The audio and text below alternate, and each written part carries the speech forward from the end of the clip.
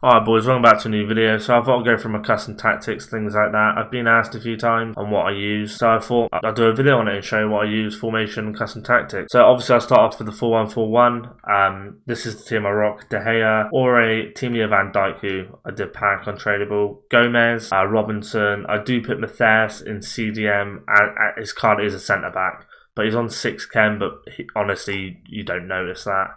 He's incredible. And then it's Salah, Pogba, De Bruyne, Hazard, and Aubameyang. Player of the month, Aubameyang.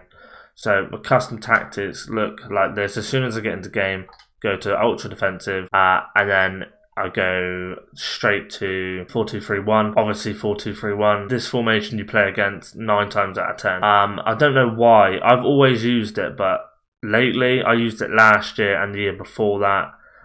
I've used it this year. It's probably my favourite formation, but it's so bored. Like, FIFA's got to a stage where you just get bored of playing. It's the same, kind of the same teams. People have the same tactics. They have the same formation. It kind of gets on your wits. But if you are struggling for a new formation, I would recommend it, even though everyone does use it. So instruction-wise, I have your fullbacks on stay back while attacking. This is why I do have Pogba and CDM, because he's tall, so he wins headers from goal kicks, things like that. He's also very good at passing, so you can get it out to Hazard, put a ball over to Aubameyang or Salah, things like that. I do have them to stay back as well. Salah is just, I've left alone. De Bruyne, I keep forward, so he's up there with Aubameyang. He's quite quick as well. He's not the slowest De Bruyne. When he's on the ball, he doesn't seem that slow, so he can run through and outpace some defenders, believe it or not. Hazard, I have on just basic as well, and then Aubameyang, I have on basic. Just keep it straightforward, really. And then tactic-wise, I will go to pressure and heavy touch. I like to win the ball back fast. You could probably have press after possession loss, but it kind of leaves you open. I think it says that anyway, and your players get tired more. So I kind of have pressure on heavy touch. As soon as there's a heavy touch, obviously it says you're gonna just go to that ball. You do win it back quite fast. Width, I do like to have a bit spread open. I may go back to this. That may be a bit too much. I'm going to drop that back down to 5. Depth is 4. So depth, see, I kind of play people with depth on 1 and drop back, and it's irritating. Whoever does this, it does my head in, because you just defend all game. Like, if you play with this and then you look at stat wise, your opponent's going to have more shots than you, more possession. It's just boring. I don't know why people do it. I really don't. But that's another video. That's just, I'm not going to moan on this. So, pressure on heavy touch, I'm going to have that on 4. If I have slow defenders, I will put it on 3. Just because you need them a bit back if they're a lot slower.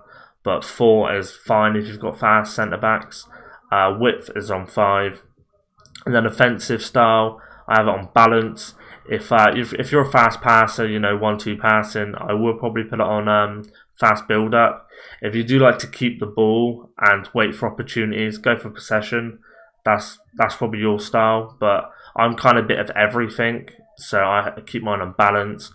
I like my width as well, attacking quite out, because obviously I have Hazard and Salah. I like them out, so get a balls in, cut in, things like that. Players in the box, I don't really put too many players in the box. Keep that on 4, because what I find seem happens is you'll cross a ball in or whatever, and then the goalkeeper will catch it, or the defender will header it out, but there's no one there to pick it up outside the box. If you have this, and then you're gonna get counter attack from that. So keep that on 4. Corners as well, same with corners, keep that on 2, and then free kicks, you want to keep that on 1 or 2. I keep that on 1, just because I always shoot from corners, so it either goes wide or goes in. And then if I'm attacking, it's a completely different ball game. If I'm 1-0 down, 70th, 80th minute, I've got to go for it. Constant pressure, width all the way up to 6, I think that is.